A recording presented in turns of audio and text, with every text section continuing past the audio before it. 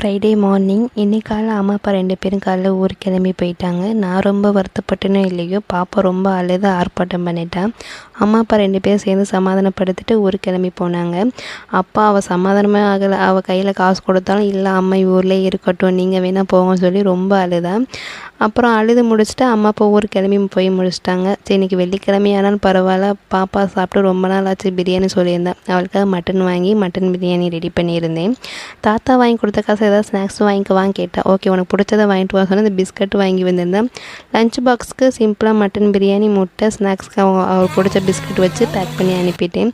அவள் முகத்தில் ரொம்ப அழுது வீங்கிருச்சு. பார்க்கவே ரொம்ப பாவமாக இருந்துச்சு. பாப்பாவும் ஸ்கூல் போயிட்டா, அம்மா அப்பாவும் ஊருக்கு போயிட்டாங்க. சரி, கொஞ்சம் ரிலாக்ஸேஷன் பண்ணலான்னு சொல்லிட்டு எனக்கு சிம்பிளாக தோசை ஊற்றி பால் போட்டு ஜீனி போட்டு சாப்பிட்ருந்தேன். இது வரைக்கும் சாப்பிட்டதெல்லாம் ட்ரை பண்ணி பாருங்கள், சூப்பராக இருக்கும். யாராவது சாப்பிட்றதுங்கன்னா மறக்காமல் நான் கமெண்ட் பாக்ஸில் லைக் பண்ணி சொல்லுங்கள். நெக்ஸ்ட் வீடியோவில்